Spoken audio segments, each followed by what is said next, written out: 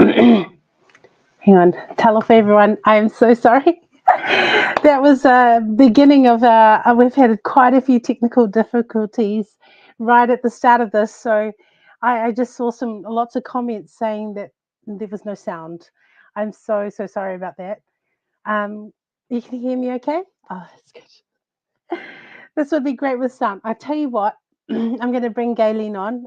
My name's Leao, and hopefully we'll have all our technical issues done at a later date, hopefully later this program. And so sorry about all of that. I've had the most technical difficulties I've had in all of the times that I have been um, doing this. But anyway, talofa lava. Lovely to see you all. Thank you for joining me, supporting us in my new Island Girl Views. And I would like to introduce Gaylene, and hopefully we'll redo this again. Gaylene, a wonderful woman, wonderful wahine, and I'd like to bring her on today to have a chat with. Welcome, Gaylene. Talofa, hello. Talofa lava. I'm so sorry. I totally have messed up your beautiful teaser. Oh, look, there's some things we can control and there's just some things we can't. But welcome. It's so good to have you here. Do you know, I had a look through some of the things that you do, and I was just like, oh my goodness, this woman is incredible. I've seen some of your artwork, and also I've learned a little bit more about you. But I'd like you to introduce yourself, and then I'll ask you some questions. Is that okay? Yeah, sure, okay. Well, my name is Gaylene Barnes. I'm directing the River of Freedom documentary. I've been doing that for the last all year. I am a film director and an editor, and I'm also, yeah, as you say, an artist and bit of a farmer, actually, as well. And a farmer. Oh my goodness, that's incredible. I I saw that in your little blurb when I was doing a little bit of research on you, which you should.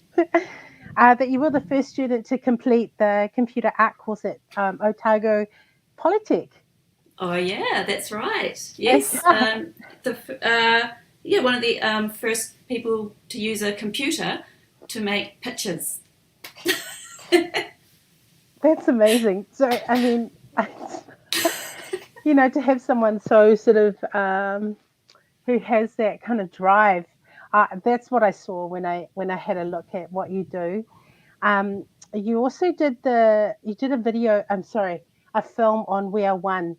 I heard Mm. about the mosque attack. Could you tell us a little bit about it, please? Yeah, that was a wonderful film. With the director of that was Virginia Wright, and she spent a year following some of the bereaved and the victims from the Christchurch mosque attack, and we just followed them through their recovery. And then, we just told a 1 hour story, a documentary, and that was on TV1. Yeah, that screened on TVNZ. Uh, Maybe 1 year and the 1 year anniversary. that's amazing. Mm. It also says that you were a graphic artist for TVNZ. So you've done quite a bit of work, even with mainstream media. Well, yeah, I mean, most of my work has been with mainstream media. I, I'm a gig worker, so I work from gig to gig, contract to contract. And they've always been either New Zealand on Air funded contracts or the Film Commission funded contracts and just some private commercial work. So that's really what I've been doing for the last 30 years. Yeah, That's so amazing. my house is mortgaged, based on New Zealand on Air money. So here I am. I Got love a it. deposit from with that. Tell me something, Gaylene. Can we just, because we started off with the River of Freedom um, video, which hopefully we might be able to play at the end of this, would you be able to tell us what made you come to that, that you wanted to do this, you know, that you wanted to actually direct this? And you were there, weren't you? Yes. Yep. Camp Freedom. It's Janine Tate. Actually, she sent me this T-shirt. She was one of the artists there. I went to Bluff at the start of the convoy, and I travelled with the convoy through to Picton, and then I stayed in Picton for a few days, and then came back to Christchurch and got a bit more stuff. Travelled back to Picton, stayed there for another week, and then took a pirate ship over to Wellington, and I stayed in Wellington until the 2nd of March. Yeah, there it is here. I'm editing the pirate ship sequence now. Yeah. So is that the couple that was they got married? Yeah. They came over later. Yep, we filmed them getting off the boat. So yeah, we came over with the skipper on the first trip. So when you arrived there, what were your thoughts? Considering that mainstream media had so much to say about it, what were your thoughts when you got there? Well, yeah, I wasn't really interested in what mainstream media had to say. I just didn't think that, they would be giving any light on the matter. Personally, I thought it was pretty emotional, actually. Yeah, but it was sort of the whole experience, just the conversations that you were having with people and the ability to just really connect with people. And I found it really easy to just move in that space, and once I hooked up with the camera, a much better camera person there than me. Thank goodness. And so yeah, it was before I got to Wellington, and I had to be honest, I was so relieved to not be, like the sound and the camera, and it's all just all the technical stuff. It's like, So yeah, no, we had someone to take care of that, and so I could actually just be free to go and meet people and talk to people. We did have our challenges because we had to keep saying, well, who are you from? Because we look quite professional, we had a really great camera crew, camera kit. Not like where are you from? Not like someone in their little with their wee bun. Yeah, so we got a lot of questions all the time, but we basically, all of the crew were mandated out filmmakers, and there's a couple of 100 of us in the film industry who really lost huge contracts, and even now I think they still have some requirements for vaccine passes and things.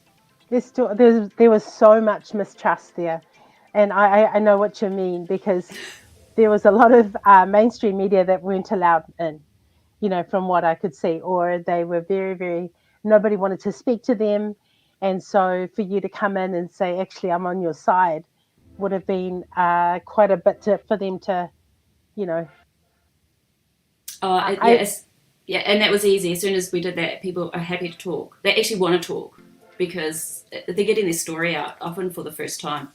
So, So besides the River of Freedom, like the teaser, can you give us some little snippets of what could be on the rest of it? Are you allowed to? Just little tiny, you heard it here first. Yeah, okay. Well, I have a very long cut at the moment. We have to sort of try and get down, so we've got a lot in there. You give some real gems, to be fair. Really? Yeah. Oh my goodness. Was I drinking that day? No, I'm kidding. I wasn't. No. So it's a lot of heart. So we have a lot of really great soundtracks, a lot of great music beds that have been given us from musicians, both internationally and locally. Not My Auntie have got a track. Not My Auntie. Yeah. I remember the t-shirts. Get the t-shirt. I know. I must get them to send me one. Do you know what? I have a t-shirt gallery. If you want any photos from that, just let me know. Because I took a whole lot of photos of each person, young or old, with their t-shirts. With the Not My Auntie t-shirts? Yeah, there was a whole variety of them. Yeah, there wasn't there? Yeah, I really love picking them out too in the footage. Yeah. Oh yeah, okay. I won't say here's some more footage. Yeah. So any other little snippets? I mean, you don't have to. Well, But we've you got can. I just posted about, so we've got Right Said Fred. Okay. I don't know if you know that they're a UK band. They made that Yes. song, I'm Too Sexy. Just not going to go there. But I love it. You can they've go given there. us a song called We're All Criminals, and Oh, it's yes. really fun. They it just talks about how we're criminals for wanting to hug and kiss and love, and and we don't want to be surveilled and we don't want to be controlled, and yeah, so it's a really great song. And so I'm using that in the convoy, and we've got some young teenagers actually who 14-year-old going to their first protest, and in that sequence with that we're all criminals, Oh, yeah. and Yeah. also a 17-year-old girl, young woman who just said, look, I don't want to be told what to do by my new world. But she didn't even care about the vax. It's like, I don't want to be coerced. So, No, that's right. she's a checkout chick at New World, so she's like, I'm not doing it, so criminal. And then it finishes with this wonderful old lady who must be about in her 80s, who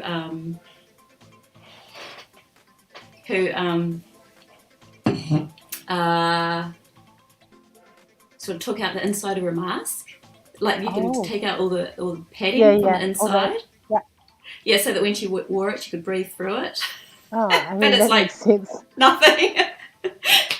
And when she was signing the contact tracing form, she would write 0800 naughty. So she was very, very cute. I was Madame Butterfly, but if you ever see one of those, anyway. Yeah, she was Minnie Mouse. Oh, that's hilarious. But then all of that dropped, even during that time when you were down there and the police, with that brutality of the police, their mandates were dropped a few days before. It's like the people were there to give their heart and soul to this movement, and their mandates were dropped, and then that happened, and it was so heartbreaking to see. Like, we did this for you. We did this. We stood here. We stayed here day after day to stand on your behalf. The police, Defence Force, we stood there on their behalf, and it's still, to that day. Because did you stay there till the last day, the 2nd of March? Yeah, I was filming the last day. Can you just give us a little bit of your insight? I know we'll show the full 12 minutes at the end so people can see the whole lot, but just what we were... It was just a real day of shame for the police, and I think they're in a bit of trouble. There's that term policing by consent, and we give them consent to sort of have this authority, to exercise authority over us, and they failed that day to uphold, ethics and good policing. And what is surprising me as I'm sort of unpacking the whole day, because we've kind of very forensically gone through it, is the lack of communication. They never really told people what they were going to do. And I remember even asking a police officer, I sort of put the camera down at one point and thought, right, I'll just go and stand on the line for a little bit. Yeah. And someone was handing out goggles. And I'm like, I'm picking up a goggle, and I'm asking the police officer, am I going to need these? Surely I'm not going to need these. And this woman police officer, she shook her head like, oh, no. But she was lying, because they used pepper spray all day, right to the very end. So it was just that lack of, just that the way they treated people less than human. Like, as a farmer, this is what gets me, is you wouldn't even do that to your animals. Herd them like that, push them like that, and it's actually quite emotional. I'm like, I remember, so many of them watching it, because I had come home. I'd been there for 18 days. I had come home. I was exhausted and starting to actually feel quite sick. And I watched it, and honestly, I cried and cried over just just how heartbreaking to see, the police doing what they were told, and being, this on behalf of the government, who, from her very words, Jacinda said that we should have the right to peacefully protest. So to me, just, I think we were all, it was so emotional. And I think when that date rolls around again, it'll be a huge day for, New Zealand. I mean, I just still think there's a lot of trauma around it, and I think there's still a lot of healing to do. And what I'm finding personally is I haven't quite processed it myself, and I'm finding you just get a little bit angrier and angrier, and then people are particularly because people don't want to talk about it, they don't want to listen to you, they don't want to hear it, they don't want to know. So it does start to sow little seeds of anger, and I suppose that's one of the challenges we have, is to not let that infect us, because we don't work from fear and we don't work from hate. So we try not to hate and not to I don't fear, but the narrative out there is really trying to still push the whole protest as being something that all of New Zealanders should fear. I don't know. It's just but I'm not interested in even sort of like trying to talk at that level with them. No. I've got my keywords. Yes. No more fear. Yeah. Signature of freedom, and and no more tears. So. No more tears. Yeah. I've always found that after February, there was a lot of forgiveness that needed to happen. And what I've always been told is that forgiveness is a key from the inside. It is up to us to, because if we don't, no matter what kind of apology or anything that happens, it's us, it's us that need to be set free from it. And it doesn't mean that we don't forget it, because this is going to be etched in our beings for the rest of our lives. And but it does mean that we can move on, and we can help those when something else comes along, and I feel that I'm so looking forward to your documentary. I feel like you've captured so much of the love, the aroha that flowed, the alofa that came from within the movement, but also you captured the heart of the people and how they were feeling. And so I just want to honor you for that. I thank you so much, Gaylene, for just jumping on it and start to capture it, because our memories fade, and we remember it, but only in small parts. I started writing I started writing an article, and I would just stop and go, I just can't do this, not the time.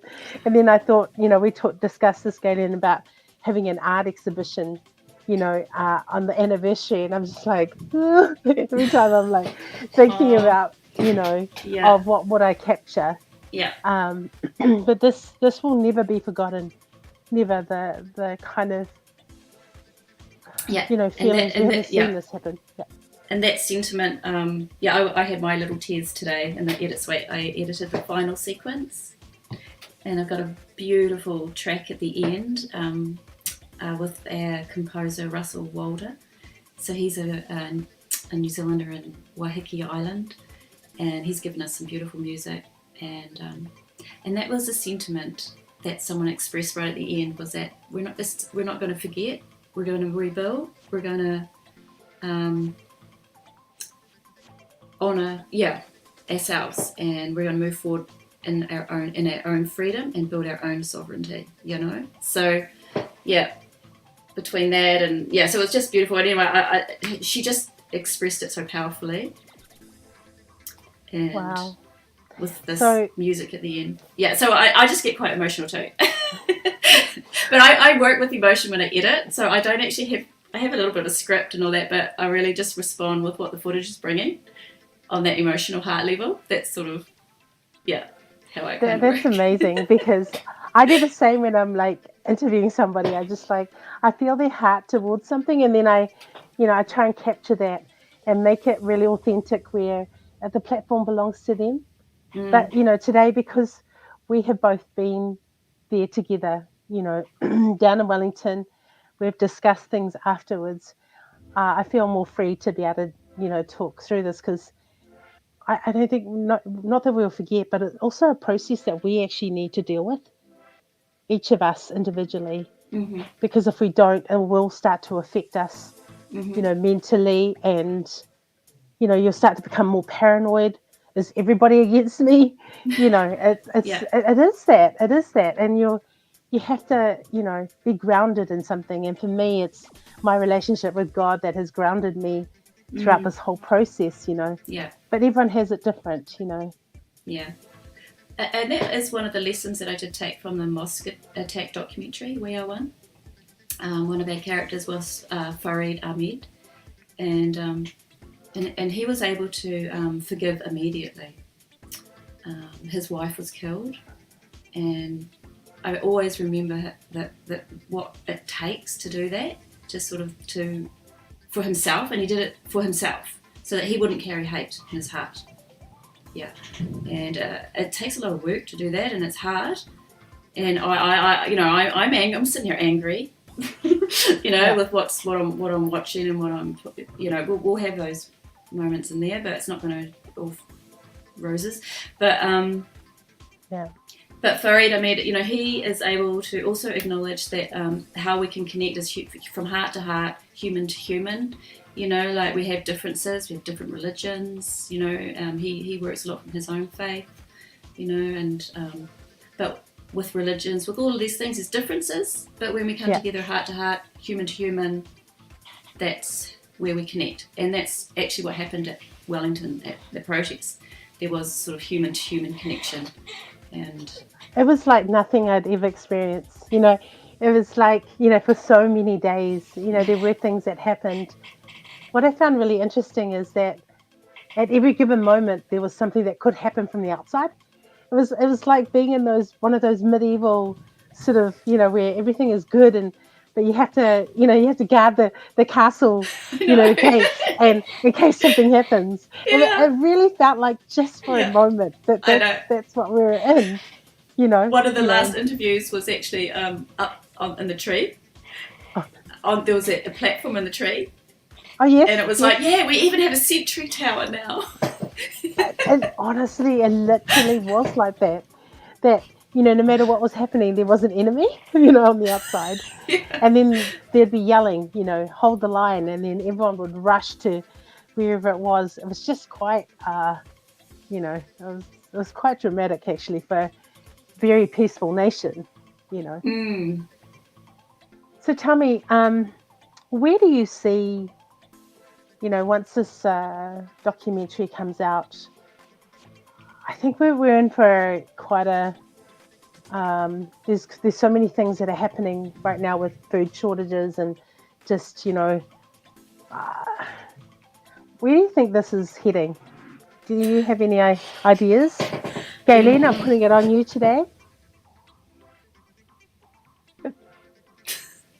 Um, I think we need to keep trust in ourselves and trust in each other. Yeah, And I think that I am. I think there is solutions for yeah, all these problems that we see out there, and it really is about getting in touch with our core being, with our God, with our mm, source, with our authentic self, holding true, yeah, and also our and communities, right? yeah, Just connecting bringing with it back to bringing it back to the village. Like local. that's why we Yeah, yeah, loved it, because it was like, yeah, oh, this that's is how we're right. supposed to live, right? Yeah, I mean, absolutely. like I would just love to bring things a bit more simpler.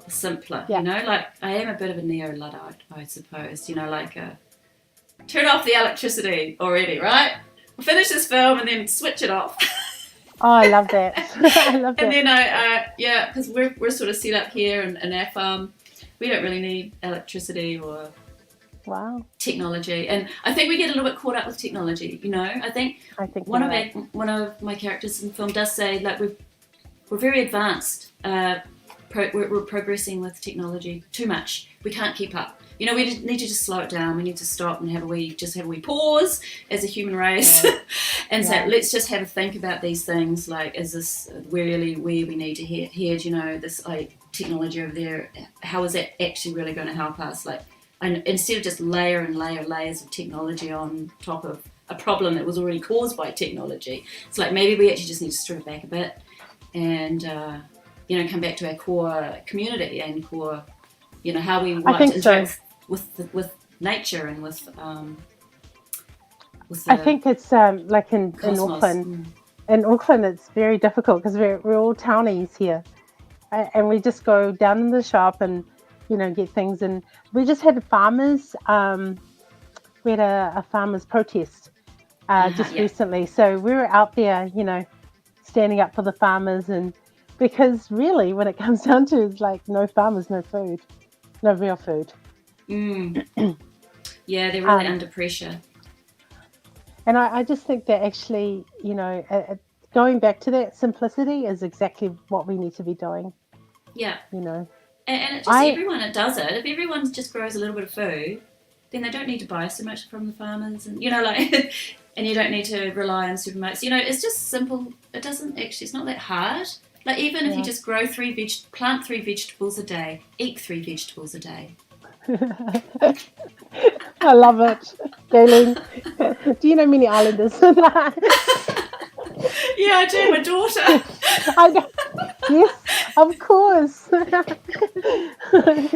Yeah, funny. her grandfather was one of the first immigrants into Mataura from Really? Samoa. That's Yeah, and he amazing. came over and worked in the freezing works, and and set up a life here, and wanted to bring up his family in New Zealand. And Oh, I love it. Tell me, Gaylene, you are still fundraising for uh, this documentary, and I think at the end there is a buy a coffee, right? yes, it's I a saw great that the platform. other day. I was like, yes, I'll buy you lots of coffee. Thank you. Yes, we are still fundraising. We've got such an amazing team who have been all really happy to take reduced rates or no rates Yeah, because we cannot actually pay full rates. It's $1 million film really if we were trying to make it, with full rates. So yeah, we've got such a will to just see this film through. We do have some definite costs which we can't avoid, like in just around the technology. There's just some really important jobs that we need to get paid for. As having the fundraising has enabled us to have things like a production manager, oh which is, wow. do you know what I mean? Like Yes, I do know Fran, what you I mean. love Fran. She's organizing stuff, right? I'm like, Yeah, thank you. I know, she's so lovely. Yeah, so I love that. So I don't have to organize things. I can just edit. So And how we can we have help some support you? How can we help support you? I want as many people as possible to, even as I say, buy $5 coffee. Because um, the more people we have who have logged in and say, yeah, I really want to see this film. So if you really want to see this film, please just give us $5. And then, that as a signal that, yeah, when the film comes out, we will buy a ticket to go and see it. And that might just help us sort of, bring some investment in or something so that we can Yeah. sort of pay for just that last little bit that we need to Will get you have a over. premiere? Will you have a Oh my premiere? gosh, yes, of course we will. We'll have a premiere in every town. Yes, So I that's the want other it. thing. If you've got a cinema and you have a friendly cinema that wants to play it, or you want to help support the screening in your town, yeah, we've got a person on our team who is organising all that distribution. We're going to put it Oh, like this through 60 cinemas, ideally, right throughout the country. sure. Yeah. But the first one, the premiere, is it in Wellington? Should be in Wellington, eh? It should be in Wellington, yes. Fly down. No. I thought maybe we could get have a drive-in with a screen on Parliament Lawn. Oh, yes, some an outdoor well, screen. unless you know the person who's going to be doing the sprinklers isn't there anymore. That might So yes, so and Andrea, is it Andrea? Yeah, has just asked how do we donate. So what we'll do is no. Elliot says no. Auckland has to come to Auckland. Oh yeah, we'll certainly do a premiere in Auckland as well. We'll do it, and I want to do one in Christchurch too, because I'm from Christchurch. This is where I'm in Canterbury right now. Oh, you know what? And bring tissues. Okay, I'm telling you right now, bring the tissues. I'm actually thinking we should really have some counsellors. I'd like to actually organise. Actually, that's actually. So anyone who's a good counsellor and wants to put their hand up for that job, maybe have groups afterwards. Do you know what I mean? I just feel that we still need to have a little. Talk about it. People, yes, I think so. I think that would make it just that point of difference. Mm-hmm. Counsellors, people of faith, who can pray for people afterwards. That could be something that we could organise. Yeah, as well as some food. Oh yes, definitely food. And in Australia too. Yeah. Someone's just said Australia, but you guys are going to have to send more than just a cup of coffee if you want to in Australia. Thanks. Do you have any just parting words before we play this with sound on? Oh, that'd be great. Yeah. I just really want to thank everybody who has given their energy, their mahi, their spirit, their soul, their passion to this project and to this whole protest too. Do you know, like it's such a positive thing, and I just really want to let hopefully that momentum to evolve, ascend. Go high. Really, we can keep hold of that. And not get wallow around in all the web of chaos, for instance, which is I love that screaming right now. And no fear. Yeah. We're going to live in our sovereignty, and I just want to thank you everybody for supporting me tonight on my very first Island Girl Views, and Gaylene for being my first guest. I just thought, you know what, let's start with a bang. Although the technical side can have a little bit of work. Mm-hmm. But, thank you so much. And I think Elliot's going to play it now. We're going to sign off and just watch to the end and be really touched by it. We're looking forward to this, Gaylene. There's going to be a link at the end that says where you can donate coffee to. So thank you so much for being with us tonight. Thank you, Leao. Blessings to you and you your too. Work. Okay. Bless you. Thank you. Let's see how Elliot goes.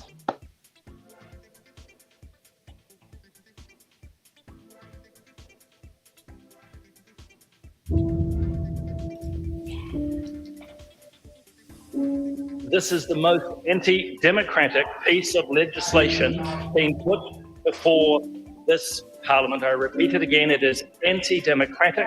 It is against the values of this democracy, this Parliament, our constitutional sovereignty. It is against the principles of law and ethics. What is this? Our police attacking us. How dare you? Peaceful protesting is not illegal in New Zealand. This has just gone too far. Turn it here. If you obstruct the police in the execution of their duties, you may be arrested. Do you have any conscience? What do we have to fight you? Nothing. You're right.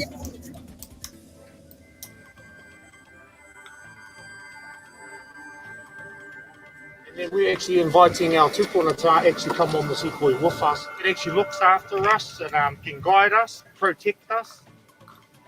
You treat adults in a democracy responsibly. You allow them proportionally to take back their lives. Because I put this warning there now, if we don't give it to them, they'll take it back.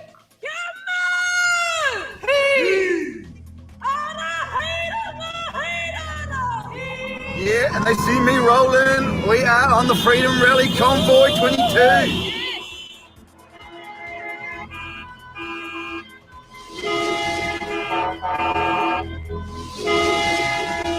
Too many people getting hurt. I'm a nurse by background, so you know I've done my homework and watched the stuff unfold, and none of it makes sense.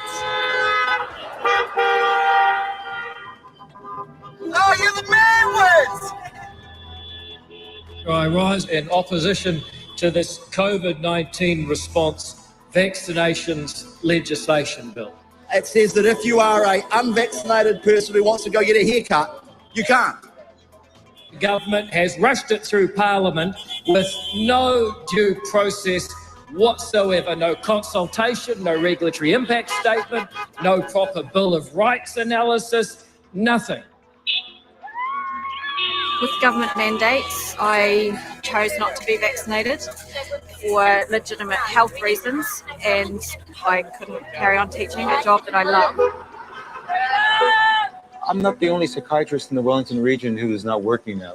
The mental health system is crawling along on a wing and a prayer already, and they're going to get rid of good people who are making good contributions. Are you kidding me?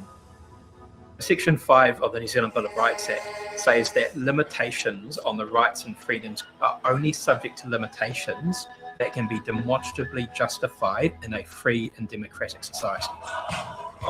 The right to refuse medical treatment, the right to manifest religion and belief, and the right to work. Well, it's almost like you probably don't see it like this, the two different classes of people. If you're vaccinated or if you're unvaccinated, you have all these rights. If you are vaccinated, that is what it is. So, yep. I don't actually do a lot of our cultural stuff anymore, eh? You know, like hui, we can't hungi, we can't tangi. If you've got to be double jabbed for the marae, it means you can't come home.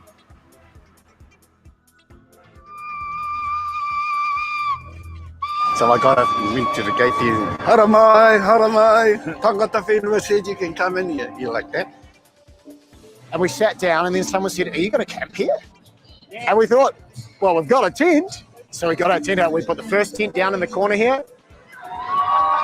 And we've met pharmacists, we've met people from all walks of life.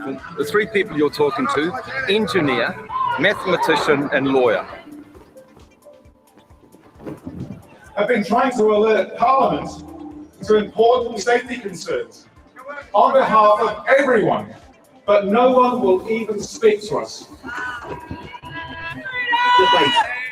For those that are looking at us like we're anti-vaxxers and all of that, man, hey, we're doing this for you too. It might be tomorrow, it might be 10 years from now, but hopefully one day you'll look back on this and go, man, those guys actually did it for us. And hopefully we change your mind. So they've just turned the sprinklers on. They're playing James Blunt over the speakers. You're beautiful. So it was actually quite pleasant.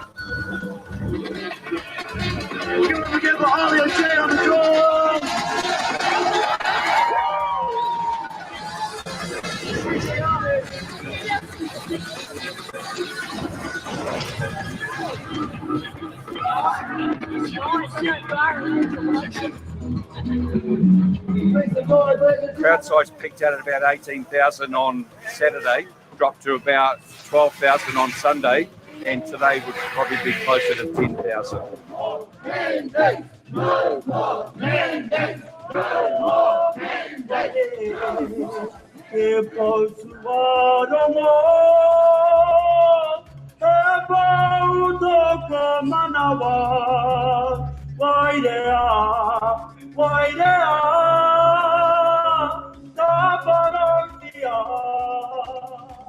We're standing here because we are going to commemorate the 380 souls who have passed away as a result of the forced jab. You know, suddenly we weren't allowed to have our own views or to be able to have a kind of broad discussion, which included potential downsides, many of which weren't actually known early on, but that's a downside in itself. I never wanted to have it in the first place. But at the end of the day, it's like we got to live, you know. having trouble breathing. I turned grey and then collapsed off the chair onto the floor. My partner was holding my hand. But no, we had to basically stick to the narrative, and we were told that, you will be defined as anti-vaxxers if in any way you deviate from the narrative of safe and effective. Go from a working person as a registered nurse to now I'm not employed and I'm on chemotherapy, which I thought you only gave to people who had cancer, but they actually give it for severe inflammation. While they do believe that it is the vaccine that caused it, they will not confirm it until the clinical trial is finished in 5 years' time. This is why we're protesting. This is why we need to speak up, New Zealand. And creating a new beehive in our intention. When you make the right decision,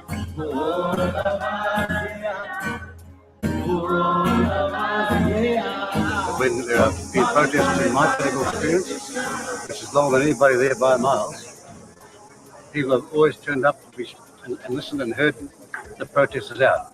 This has been unique and for the very worst, because no one's listening in the corridors of power, and that's not the way freedom or democracy works. Sure. I couldn't believe that at this time in my life I'm watching this, that Parliament should unanimously say we're not going to talk to the protesters. They don't know who you are, and they should. Everybody ready for lunch? Hare Krishna! Hare Krishna! I was terminated with a mandate. I was with adult special needs. I'm a fully qualified beauty therapist, massage therapist, close contact, so not allowed to work. Just couldn't believe they were letting people go, like the best of the best, the most empathetic, dedicated people with that level of integrity. They weren't going to cross that line. We feel compelled to be here because we've seen families divided, people lose their jobs and some people lose their homes and people be vaccine injured. So we were doing our job, but we also said to them, we know you're doing yours. Calm, everybody. They will literally be like a scrum. I was very peaceful, but as she continued to apply more pressure, I felt my sternum crack. That looks like unnecessary control and restraint to me.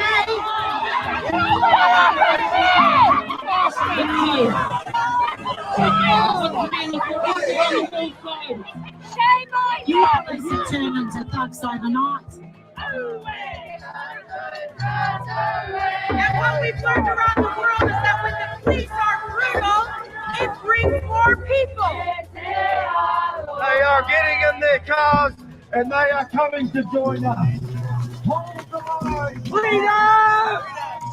Understanding that a peaceful, non-violent, prayerful demonstration could be attacked in very violent ways. Turn around and look for yourself. You're choking him out, man. And there is not a response from the mainstream public is very alarming to me. When these mandates came in around non-vaccinated people not being allowed into certain public spaces, it reminded me of exactly what happened in South Africa. It's exactly the same thing. Every uniformed person working for the police had to be vaccinated or they would lose their job. Is that limitation demonstrably justified in a free and democratic society? And the Crown didn't present any evidence in support of the benefit they were trying to achieve. It was a moment of absolute shock for me to know that they were actually going to charge. I didn't think they would. And they went. Our police aren't bad people. They're our cousins and our brothers who just wanted to make mum proud.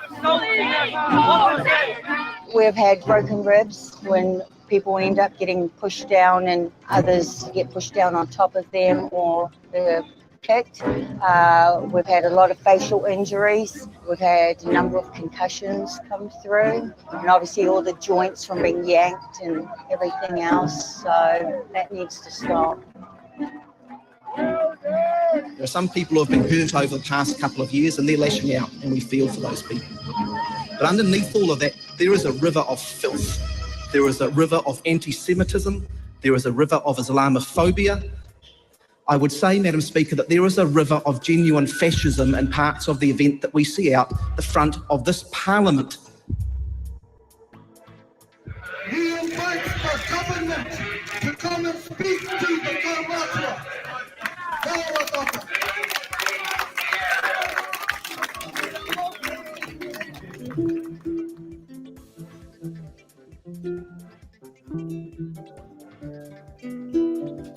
Maybe there's not a brightness in the stars.